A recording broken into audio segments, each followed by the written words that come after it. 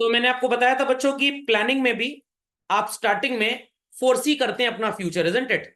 तो initial planning is as good as controlling, but where and after you start comparing it with the actual standard जो आपने बनाया था, actual output के साथ जब आप कंपेयर करते हैं तो वहां से फिर प्लानिंग और कंट्रोलिंग डाइवर्ट कर जाता है, डिविएट कर जाता है।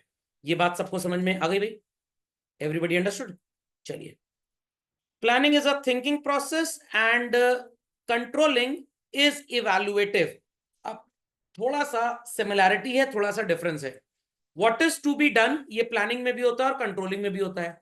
बट जब आप चेक करते हैं कि जो डिसीजन आपने लिया था, डिसीजन मतलब जो आपने स्टैंडर्ड आउटपुट सोचा था, आई रिपीट चलन, एस्टिमेटेड आउटपुट जो आपने सोचा था, that part of controlling is nothing but exactly planning children. But इसके आगे जब आपने चेक किया कि जो एस्टिमेटेड आउटपुट था वो अचीव हो पाया कि नहीं हो पाया, then your planning controlling gets differ. समझ में आ गई बात? समझ में आ गई बात? सो कंट्रोलिंग चेक्स दैट डिसीजंस, तो जो डिसीजन वाली बात है ये प्लानिंग में भी आती है, बट जब हम कंपेयर करते हैं तो फिर दोनों डिफर कर जाएंगे। इसको भी अपडेट कर लीजिए। चलिए, तो planning is a thinking process, ये सबको पता है। We only think think think, तरीके होते हैं अलग अलग थिंक करने के, सोचने के, अप्लाई करने के। And it is evaluative, thinking के बाद, आई रिपीट चिल्ड्रन, थिंकिंग के बाद आप उसको कंपेयर भी करते हैं। तो आप ये भी बोल सकते हैं controlling is the follow up of planning. Controlling is the follow up of planning. लिख लीजिए इस बात को, बड़ी इंपॉर्टेंट है, काम आएगी। Controlling is the follow up of planning. ठीक, लिख लेंगे लोग? प्लानिंग सो कॉल्ड दो तरीके की होती है बच्चों, ईदर फॉरवर्ड लुकिंग और बैकवर्ड लुकिंग। अब जब हम बात बैकवर्ड लुकिंग की करते हैं ना, तो यहां पे कहीं ना कहीं क्या चला जाता है? कंट्रोलिंग। सर बैकवर्ड लुकिंग कैसे हो सकती है प्लानिंग? आपने प्लान किया कि भाई फैक्ट्री का आउटपुट कितना होगा अगले 6 महीने में, एंड अकॉर्डिंगली आप अपने वर्कर्स को क्या इंसेंटिव देंगे। सिमिलरली सेल्स डिपार्टमेंट कितना सेल करेगा efficiently, and what will be their incentive. अगले 6 महीने की पूरी प्लानिंग आपने कर ली। 6 मंथ्स के बाद आप चेक करेंगे जो प्लान किया था वो अचीव कर पा रहे हैं कि नहीं, फॉलो अप। तो प्लानिंग में जो फॉलो अप वाली बात है children, what you planned you achieved और नॉट चिल्ड्रन, तो यहां पे आ जाता है what is called as backward looking. समझ में आ गई बात? तो इसको बच्चों झटपट लिख लीजिए आप। याद है प्लानिंग में मैंने आपको फॉलो अप जैसा कुछ पढ़ाया था? To see to it your plans have been successful up till the level what you thought of children. तो इसी के बेसिस पे हम बोलते हैं कि भाई follow up of planning is nothing but backward looking children. समझ में आ गया? समझ में आ गया? So plans are prepared for future, तो फॉरवर्ड लुकिंग हो गया। Is that understood? Planning gets a feedback, जो काम आपने सोचा था वो कितना अचीव हो पाया, टाइम टू टाइम आप करेक्टिव एक्शन लेंगे। तो प्लानिंग में जो फॉलो अप पार्ट था वो कंट्रोलिंग होगा चिल्ड्रन। तो सर ये तो एक तरह से एकदम ही सेम हो गया। फिर नहीं बच्चों, एकदम सेम नहीं हुआ। प्लानिंग बहुत चीजों की होती है, बट कंट्रोलिंग कुछ पर्टिकुलर एरियाज की हो सकती है। जैसे हम आउटपुट कंट्रोल कर सकते हैं, इज दैट क्लियर? हम फाइनेंस का अननेसेसरी फ्लो जो बिजनेस में लोन के फॉर्म में आ रहा है उसको कंट्रोल कर सकते हैं। But once the production activity set into force, कागज लगा दिया, न्यूज़पेपर छप रहा है, अब एक बार छपाई चालू हो गई तो हम उसको रोक नहीं सकते जब तक पूरा लॉट छप नहीं जाता। क्यों? क्योंकि ऐसे थोड़ा होता है कि पहले एक न्यूज़पेपर के 32 पन्ने छपे, फिर अगले के 32 पन्ने छपे। पहले पेज नंबर 1 1000 कॉपी निकल गया, फिर पेज नंबर 4 की 1000 कॉपी निकल गई, फिर उसकी सॉर्टिंग की जाती है। Is that understood? तो वहां पे आप कंट्रोलिंग अप्लाई नहीं कर सकते हैं। So controlling examines the past activities, and यहां पे भी जब आप कंपेयर करते हैं और फाइंड आउट क्या करते हैं चिल्ड्रन? डिविएशंस। क्या फाइंड आउट करते हैं? याद आई ये बात? एनालाइजिंग डिविएशंस याद आया बच्चों? कभी कभी डिविएशंस इग्नोर करने वाले होते हैं और कभी कभी आप इग्नोर बिल्कुल नहीं करते। इग्नोर करने वालों को क्या बोलते हैं बच्चों? इग्नोर करने वालों को क्या बोलते हैं? Those deviations which can be ignored are not generally given huge importance. What do we call them as children? पढ़ा है भैया आपने, बताइए।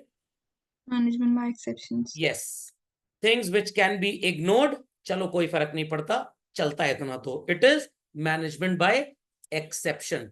बट जिसको आप छोड़ ही नहीं सकते, that is critical path control. अब मैं थ्योरेटिकल सा थ्योरेटिकल हो जाता हूं प्रैक्टिकल से। लोगों ने माइक्रो इकोनॉमिक्स में law of demand, law of supply सब कुछ पढ़ा है ना। बिना अजम्पशन के क्या कोई भी थ्योरी वैलिड है? कहीं काम करेगी कहीं काम नहीं करेगी, तो अजम्पशन होने चाहिए। तो assumptions are an integral part to every theory, yes और नो? ये क्या हो जाएगा बच्चों? Critical path control. Is that understood? Is that understood? आपके घर में गेस्ट आए, मम्मी ने कहा इनको बॉर्नवीटा पिला दो, इनके बच्चों को, मतलब आपने बॉर्नवीटा में दूध मिला दिया, मतलब समझ गए? 250 ग्राम बॉर्नवीटा, 2 चम्मच दूध, एक तरह से वो चटनी और जैम बन जाएगा। तो यहाँ पे क्रिटिकल पाथ कंट्रोल बॉर्नवीटा था, और मिल्क क्या था? Management by exception. Is that clear? जैसे वो मेरा एग्जांपल याद होगा, गोभी आलू की सब्जी वाला, बताता था आपको इकोनॉमिक्स से पहले लेक्चर में, 11th वालों को बताया था, बड़े खुश हो गए बेचारे। समझ में आ गया? समझ में आ गया? एक दो की तो मम्मी मम्मी लेक्चर अटेंड कर रही है मेरा। चलिए, तो गोभी आलू की सब्जी में गोभी जो है वो क्रिटिकल पार्ट कंट्रोल है, और आलू मैनेजमेंट बाय एक्सेप्शन। और आलू गोभी की सब्जी में आलू जो है वो क्रिटिकल पाथ कंट्रोल है, और गोभी मैनेजमेंट बाय एक्सेप्शन। तो मम्मी अगर साड़ी के स्टोर में गई साड़ी खरीदने, जैसे ही 2 साड़ी पसंद की, साड़ी का दुकानदार अपने चंदू चपरासी क्या बोलता है? जाओ जरा भाभी जी के लिए कॉफी लेते आओ। छोटे छोटे बच्चे भी साथ में थे, इनके लिए क्या मंगा दें? अब मम्मी ने थोड़ा हेजिटेशन में बोल दिया, नहीं नहीं ये कुछ नहीं खाएंगे, बट आप तो मेरे स्टूडेंट हैं, इनके लेस का चिप्स मंगवा दीजिए अंकल, फैमिली पैक मंगवा दीजिए, हम भी खा लेंगे। समझ में क्या? तो कपड़ा बेचना इज ऑफ प्राइम इंपॉर्टेंस, और ये चिप्स और ये सब तो साथ का है। तो चिप्स वगैरह क्या हो गया? Management by exception. Is that clear? तो सर ये लोग प्रॉफिट इनका कम हो जाता है, ये अपने प्रॉफिट में इस कॉस्ट को जोड़ लेते हैं। तो मैं भी अपनी कजन की वेडिंग के लिए जब घर वालों को शॉपिंग कराने ले जाता था, तो वहां वो पूछता था साड़ी वाला, सर चाय कॉफी कोल्ड ड्रिंक? मैंने कहा तुम एक काम करो, पहले कोल्ड ड्रिंक लेते आओ, फिर आधे घंटे बाद चाय लेते आना। और जहां 2 घंटा हुआ, मैंने वो कॉफी तुम पूछ रहे थे, कह रहा हाँ सर मंगवाए क्या? मैंने 6 कप मंगवा दो जरा। समझ में आ गया? And my son was quite so called of Lay's as at that time. मैंने कहा इसके लिए जरा एक पैकेट लेस चिप्स मसाला ही मंगवा देना, अगली बार से घर वाले अब तुमको नहीं लेके जाएंगे। मैंने कहा से लाओगे दूसरा ड्राइवर? तो ड्राइवर यहाँ पे क्या हो गया? Critical path control. Is that clear? अरे 50,000 लाखों रुपए की शॉपिंग चल रही है, तो कोई थोड़ा फ्री में खिला देगा, उसका क्या जाएगा? याद तो रखेगा कम से कम, दूसरे लोगों के सामने बताएगा तो ऐसे दलिद्र कस्टमर आए थे। समझ में आ गया? Done this? Be quick, be quick. Controlling subject corrective action suggest करेगा बच्चों। प्लानिंग करेक्टिव एक्शन उतनी हाई डिग्री से नहीं कर पाएगा, क्यों? क्योंकि कंट्रोलिंग में आपको ये 2 बातें नजर आती हैं, management by exception and critical path control. और इसके लिए आपको कुछ टूल्स जब आप भविष्य में एमबीए वगैरह करेंगे, अगर उतनी पढ़ाई किस्मत में रही, तो सिखाए जाएंगे। बट प्लानिंग में करेक्टिव एक्शन के कोई टूल होते ही नहीं है। तो planning you can say is highly theoretical in nature, and controlling is very very very practical in nature. समझ में आ गई बात? सबने कॉपीफाई कर लिया? शैल आई प्रोसीड फर्दर? चलिए भाई आगे चलते हैं। सो फाइनल कंक्लूजन क्या निकला भाई? Planning and controlling are inter related and inter dependent. समझ में आ गया? ये तो हमको पहले ही पता था सर, बाद में तो आपको ऐसा बोल ही देंगे। तो इसीलिए एग्जाम में जब एमसीक्यू आता है बच्चों, मैं मजाक नहीं कर रहा हूँ, आईएससी में तो थोड़ा आसान आता है, बट सीबीएसई में बैंड बच जाती है टीचर की भी बिजनेस स्टडीज का एमसीक्यू आंसर करने में। अच्छों की हालत खराब हो जाती है, बहुत ज्यादा सोचना पड़ता है, और जब आप बहुत ज्यादा सोच लेते हैं तो पक्का गलत करके आएंगे। तो इसलिए बहुत ज्यादा नहीं सोचना, इसलिए हमेशा टेक्स्ट की रीडिंग करते रहिए, क्योंकि अगर आपने रीडिंग 4 दिन भी छोड़ी बच्चों, कॉन्सेप्ट वॉयलेट हो जाएगा पूरा का पूरा। झटपट कॉपी कर लें इसको। चलते हैं बच्चों अपने आखिरी टॉपिक पे, द बेनिफिट्स ऑफ कंट्रोलिंग। एक बेनिफिट यहां पे लिखा नहीं है कि अच्छे से पढ़ेंगे तो एग्जाम में नंबर मिलेगा, वो खुद से ऐड कर लीजिएगा। अगर आपको कोऑर्डिनेशन करना है लोगों के बीच में, डिपार्टमेंट्स के बीच में, मशीनों के बीच में बच्चों, तो आपके लिए कंट्रोलिंग बहुत जरूरी है। सबको आपको उनके उनके राइट्स और ड्यूटीज समझाने पड़ेंगे, नहीं तो एक्स वाई के ऊपर डोमिनेट करेगा और वाई चाहेगा कि हम एक्स के ऊपर डोमिनेट कर लें।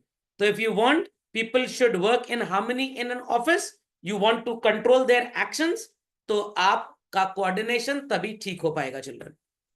अगर ऑर्गेनाइजेशन के गोल्स हैं, आई रिपीट चिल्ड्रन, ऑर्गेनाइजेशन के गोल्स हैं चिल्ड्रन, तो इन दैट केस गोल क्या हो सकता है भाई? माइक्रो इकोनॉमिक्स के हिसाब से तीन होते हैं, profit maximisation, sales maximisation and loss minimisation. कि जब दाम गिराओ तो कम बेचो, ज्यादा बेच के स्टॉक क्लियर कर दोगे तो कल को हाई प्राइस पे आपके पास स्टॉक रहेगा ही नहीं। तो if you want to accomplish your organisation goal of making more profit children, तो आपको अपने आउटपुट को रेस्ट्रिक्ट करना पड़ेगा। और अगर आप अपने आउटपुट को रेस्ट्रिक्ट नहीं करेंगे बच्चों, तो इन दैट केस क्या आपको मार्केट में ज्यादा स्टॉक ज्यादा रेवेन्यू देके जाएगा? नहीं देके जाएगा। सप्लाई बढ़ेगी, मार्केट में सरप्लस आ जाएगा, प्राइसेस विल गो डाउन। तो your goals will only remain goals, you won't be able to achieve them until unless आपने स्टैंडर्ड सेट किया कि आप एक्यूरेसी कितनी अटेन कर पाए, इसको मेजर कर पाएंगे बच्चों? बिल्कुल भी नहीं। और एम्प्लॉय को मोटिवेट कैसे करेंगे?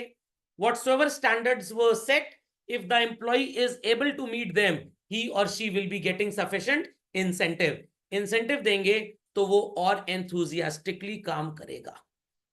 और आपने स्टैंडर्ड सेट कर दिया किसको कितना आउटपुट बनाना है, कौन क्या काम करेगा, this will maintain order and discipline. तो बच्चों इन सब बेनिफिट्स में आपको हेनरी फ्यूल की स्मेल आ रही है? आ रही है स्मेल?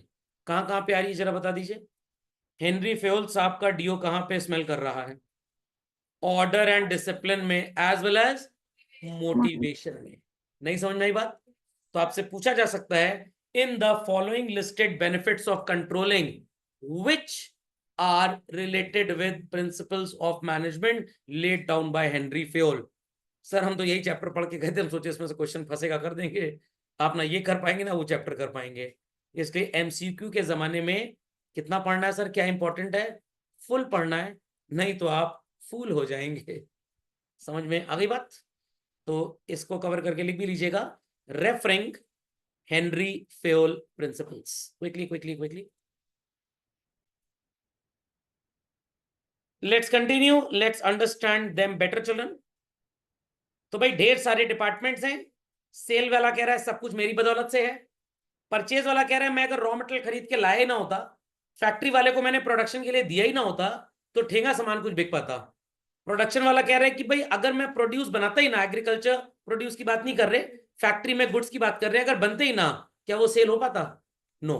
तो everybody is fighting with each other. Car में इंजन कह रहा है मेरी औकात ज्यादा, ब्रेक कह रही है मेरी हैसियत ज्यादा। बट क्या बच्चों किसी की हैसियत ज्यादा कम होती है? सबकी हैसियत उतनी ही होती है। Is that clear? Is that clear? सबसे कम हैसियत अगर किसी की होती है तो रियर सीट की, क्योंकि वहां पे जो बच्चे बैठते हैं उनका कोई काम नहीं, चपड़ चपड़ चपड़ चपड़ चिल्लाए पड़े हैं। तो एवरी डिपार्टमेंट इधर इट बी सेल, परचेज और production children, until unless they coordinate with each other, can the organization be ever growing children? Absolutely not. तो मार्केटिंग डिपार्टमेंट ने टाइम पे एडवर्टाइजमेंट कर दिया, बट सेल्स डिपार्टमेंट प्रोडक्ट को market तक time पे ले ही नहीं जा पाया। तो कस्टमर तो ऐड देख के बाजार चला गया खरीदने, और शॉपकीपर क्या कह रहा है कि प्रोडक्ट अवेलेबल नहीं है। तो आप क्या बोलेंगे, पर टीवी में तो दिखाया जा रहा है। शॉपकीपर कहेगा जाओ टीवी की दुकान से खरीद लो जाके। Is that understood? So none of the department's efforts could be compromised, children. Each and every department and their employee have to perform a task, and until unless they coordinate with each other, things what we wish to achieve can never be achieved basically. समझ में आई बात कि नहीं? मान लीजिए आपके school में exam है, अगर एग्जामिनेशन डिपार्टमेंट को टाइम पे क्वेश्चन पेपर मिलेगा ही नहीं, क्या वह उसको प्रिंट करके बच्चों को दे पाएंगे? बिल्कुल नहीं दे पाएंगे। तो किस बात की प्रॉब्लम आ गई? कोऑर्डिनेशन की। अगर प्लेन लैंड हुआ और टेस्टिंग डिपार्टमेंट ने लैंडिंग के बाद कंट्रोल चेक्स परफॉर्म किए ही नहीं, क्या वो अपनी flight next take off time पे कर पाएगा? बिल्कुल नहीं कर पाएगा।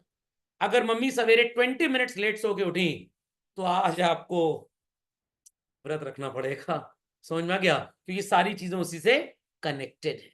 कोई बात नहीं सर, हाफ डे स्कूल चले जाएंगे। हाफ डे टीचर को अलाउड होता है, स्टूडेंट को अलाउड नहीं होता। हाँ वो बात अलग है, ब्लेड ब्लेड लेके स्कूल के सामने खड़ा हो जाए, एंट्री दो, नहीं तो नस काट लेंगे। समझ में आ गई बात? तो भाई coordination is very very very necessary. लिख दिया सबने? कॉपी रोल भाई, अपडेट करिए fast. Moving next children. Accomplishing organisational goals, क्या गोल्स है भाई? या तो प्रॉफिट मैक्सिमाइज करना है या तो सेल बढ़ानी है, बट जो गोल सेट किया था वो अचीव नहीं हो पाया। पता लगा क्यों नहीं अचीव हो पाया? मार्केट में हमारा कॉम्पिटिटर आ गया है, वो प्रोडक्ट सस्ते में बेच रहा है। मैं आपको एग्जांपल दूंगा, आईफोन 14 और 15। 14 जब लॉन्च हुआ एक साल पहले तो वो भी 79,900 का था बेस मॉडल, 15 भी सेम प्राइस में लॉन्च हुआ। एप्पल ने बोला कि भाई हम लोगों को थोड़ा सा रिवॉर्ड देना चाहते हैं, इसलिए हमने इस बार 15 का प्राइस 14 से ज्यादा नहीं किया। ठेंगा रिकॉर्ड, रिवॉर्ड, सामान बिक नहीं रहा था, हालत खराब थी कि भाई सो कॉल्ड सेम प्राइस रखो। तो उन्होंने 14 की प्राइस को उतना ड्रास्टिकली चिल्ड्रन गिराया नहीं जैसा 15 के लॉन्चिंग पे उनको गिराना चाहिए था। तो उन्होंने सोचा कि 14 की प्राइस को ज्यादा गिराओ मत और 15 को लगभग उसी पे बेचते रहो, तो मोर और लेस हमारा ज्यादा रेवेन्यू मेंटेन हो जाएगा। अब उनको खतरा किससे महसूस हो रहा था? क्योंकि अब लोग आईफोन की सच्चाई समझ चुके थे कि हमेशा कंपनी बेवकूफ बनाती है, हर नए लॉन्चिंग पे बोलते हैं the best iPhone ever, the best iPhone ever. 14 वालों को भी यही बोल के बेवकूफ बनाए थे, 12 वालों को भी। उनको नजर आया कि भाई इंडिया में हमारी डिमांड तो बढ़ रही है, बट इंडिया में demand is always link to what children? Price. तो लोग इंतजार करते हैं 15 लॉन्च हो, 15 लॉन्च हो, 15 लॉन्च हो, ताकि 12 का प्राइस गिरे तो हम जाके उसको खरीद लें। Is that understood? तो उनको 15 की लॉन्चिंग में इंटरेस्ट है, बाइंग में इंटरेस्ट नहीं है। समझ में आ गया? जैसे आज कुछ बच्चे मेरे से 11वीं में बोल रहे थे, सर वो हमारे पापा मम्मी कह रहे थे ये वाली यूनिवर्सिटी बड़ी अच्छी है। तो मैंने कहा ये उस समय अच्छी जब तुम्हारे पापा मम्मी पढ़ते थे, अब वो अच्छी हो ये जरूरी नहीं है। समझ में आ गई बात? समझ में आ गई? तो डिविएशंस चेक करना है, और जब तक डिविएशंस पता नहीं लगेंगे क्या हम उसको करेक्ट कर पाएंगे चिल्ड्रन? बिल्कुल भी नहीं। तो हर बार टीचर भी यही बोलता है, टीचर ने स्टैंडर्ड सेट किया कि मैं पढ़ा रहा हूं, लगातार पढ़ा रहा हूं, बच्चे को इतना समझ में आएगा। और जब असेसमेंट होता है तो पता लगता है बच्चे को समझ में कितना आया, इतना। तो सर ज्यादा क्यों नहीं समझ में आया? अरे कोई इंस्टाग्राम की रील थोड़ा ज्यादा समझ में आ जाएगी, ये पढ़ाई लिखाई है, ये हमेशा कम ही समझ में आती है। इसमें law of diminishing marginal utility चलता है हमेशा, डिमिनिशिंग रिटर्न्स टू फैक्टर चलता है, इंक्रीजिंग रिटर्न्स टू फैक्टर नहीं चलता है। ओके? क्यों? क्योंकि मन उतना ही लगा हुआ है। ज्यादा तो ऐसे दिन भर नचाए जा रहे हैं, रात को सो भी रहे तो ऐसे ऐसे कर रहे हैं। मम्मी कह रही लगता है पान की दुकान का सपना देख रहा है, वो एक्चुअली रील बना रहा था। समझ में आ गई बात? तो भाई डिविएशन जब तक फाइंड आउट नहीं करेंगे तब तक उस समस्या का समाधान नहीं होगा। पूछते हैं ना पेरेंट्स, भाई कोई प्रॉब्लम है तो बताओ, बिकॉज वो चाहते हैं कि आपका सबसे सो कॉल्ड जो भी प्रॉब्लमेटिक एरिया है वो खत्म होकर कुछ अच्छा हो आपकी लाइफ में। This is accomplishing personal goals, accomplishing personal. और जब तक आप अपनी समस्या नहीं बताएंगे तब तक उसका समाधान नहीं होगा। जब तक डिविएशन नहीं पता लगेगा तब तक करेक्टिव एक्शन आएगा ही नहीं। समझे बात को? चलिए, जो सोचा था वो कितना अचीव हो गया? यू नीड टू जज the accuracy children. I repeat, you need to जज द एक्यूरेसी। अगर आप कभी शादी ब्याह के कार्यक्रम में गए हो और आपके घर की शादी हो, तो आपने देखा होगा टेंट के पीछे जो हलवाई होता है वो खाना बनाता रहता है, और एक हेड हलवाई होता है, शेफ होता है, वो टेस्ट करता है जो खाना बना है वो सही है या नहीं है। Is that clear?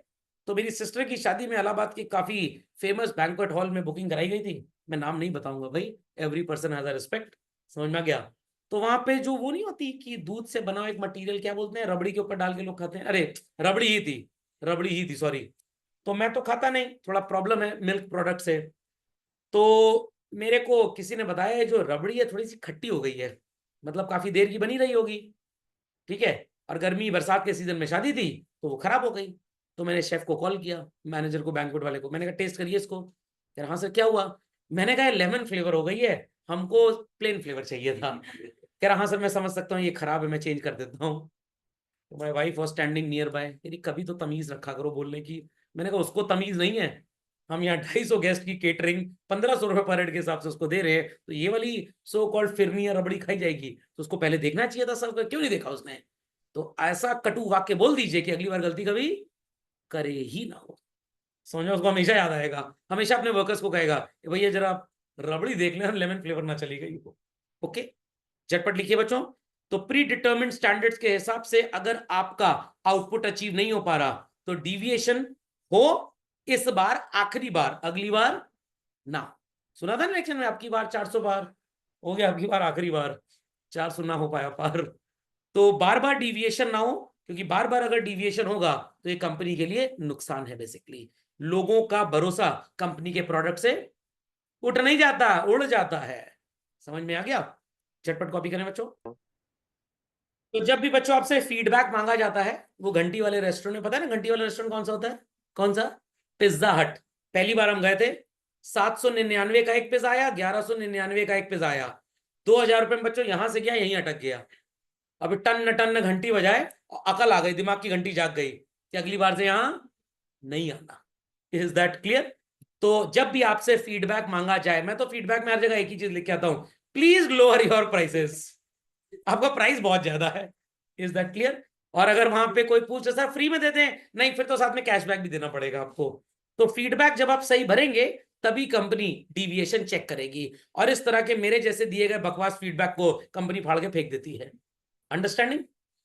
चलिए, एम्प्लॉय का मोटिवेशन कैसे होगा भाई? एम्प्लॉय को जो टारगेट दिया गया था उसने मीटअप कर लिया, तो उसको प्रमोशन दें बच्चों, या निकाल बाहर करें फैक्ट्री से? प्रमोशन दें या उसको रिवॉर्ड दिया जाए? समझ में आ गया? आप स्कूल में जब कोई आंसर वगैरह देते हो, टीचर क्या बोलते हैं? Very good, very bad? Very good बोलते होंगे। कभी कभी गड़बड़ आंसर देते होंगे तो क्या बोलते होंगे? बैल के बैले हो एकदम से। बैल का मतलब बहरा, अंधा, लूला, लंगड़ा। ऑल इज वेल था ना? तो वैसे बॉल नहीं है, ये बैल है। Got it clear? तो जो भी टारगेट दिया गया, अगर आपने अचीव कर लिया, लगातार अचीव कर रहे हैं, एम्प्लॉयर को डर लग रहा है कि आप नौकरी छोड़ के भाग सकते हैं, झटपट क्या हो जाएगा? प्रमोशन। और लग रहा है अभी नहीं भागोगे, अगले साल भागोगे, तो इस साल थोड़ा रिवॉर्ड देते हैं, बोनस दे देंगे, अगले साल प्रमोशन। समझ गए बात को? झटपट अपडेट करें बच्चों। चलिए बच्चों, let's continue the last one children. अगर टारगेट सेट है, लोगों के आपने जॉब प्रोफाइल फिक्स कर दिए, इसको हम एमबीए की एजुकेशन में, ह्यूमन रिसोर्स मैनेजमेंट में जॉब डिस्क्रिप्शन बोलते हैं। जॉब डिजाइन और जॉब डिस्क्रिप्शन दो चीजें अभी स्टाफिंग में पढ़ाऊंगा आपको मैं। जॉब डिस्क्रिप्शन का मतलब what work you are suppose to do, दूसरे के काम में अड़ंगा फंसाने की जरूरत नहीं है। Is that clear? Is that clear? तो इट इज फिक्स चिल्ड्रन। और अगर ये फिक्स नहीं होगा तो डिसिप्लिन नहीं होगा ऑफिस में, हम किसी और के काम में टांग फंसाएंगे तो अपना काम भी नहीं कर पाएंगे और उसका भी बनता हुआ काम पूरा बिगाड़ देंगे। Is that clear? So you have to work as per rules, और यहां पे आप रूल्स की जगह एक टेक्स्ट लिख लीजिए, तो आपको एग्जाम में पढ़े लिखे मार्क्स मिल जाएंगे children. And it is what children? Job description. तो जो जॉब आपको बोला गया है करने को, जो वर्क आपको बोला गया है, ओनली डू दैट मच। जो टारगेट बोला गया है, ओनली अचीव दैट मच। तो अगर आप किसी बैंक में म्यूचुअल फंड डिपार्टमेंट में काम करते हैं और आपका दोस्त होम लोन डिपार्टमेंट में काम करता है, तो आप अपने म्यूचुअल फंड को बेचने में इंटरेस्टेड रहें, दोस्त के साथ दोस्ती, या सहेला के साथ सहेलापना, या सहेली के साथ सहेलीपना, ये सब निभाने की जरूरत नहीं है। हाँ, बाई चांस आप म्यूचुअल फंड प्लान बेचने का उसने पूछ लिया, भाई एक होम लोन चाहिए, क्यों चाहिए? वो अपने बच्चों को घर से बाहर निकाल रहे हैं ना, बड़े दलिद्र हो गए हैं, तो जरा दिलवा दोगे बैंक से, तो you can refer the case to somebody else. But इस चीज का आपको कोई रिवॉर्ड नहीं मिलेगा, क्योंकि ये आपके टारगेट में फिक्स किया ही नहीं गया था। Is that clear? Is that clear? तो दूसरे के काम में टांग नहीं अड़ानी। That is what being said by Henry Fayol as having order and discipline. Order के दो मतलब हैं यहां पे। ऑर्डर का मतलब है children, things which are design to be done in a particular way, it has to be done in that way itself. उस तरीके से आपको काम करना पड़ेगा, मतलब प्रोसीजर को सही तरीके से अप्लाई करना can be called as order. और दूसरा मीनिंग होगा प्लांट लोकेशन के केस में, जिस चीज को जहां पे रखना है उसको वहीं पे रखें, दाएं बाएं ना रख दें। जैसे आपके घर में की स्टैंड होगा, सारी कीज वहीं पे होती होंगी, बट पापा अपने कार की कीज वहां नहीं रखते होंगे, क्योंकि आप लोग का कोई भरोसा नहीं है किसी को आधे दाम में गाड़ी बेच दे। ओके, तो that is discipline and order in the family. Is this much understood? चलिए, इसी के साथ आपका कंट्रोलिंग चैप्टर होता है समाप्त।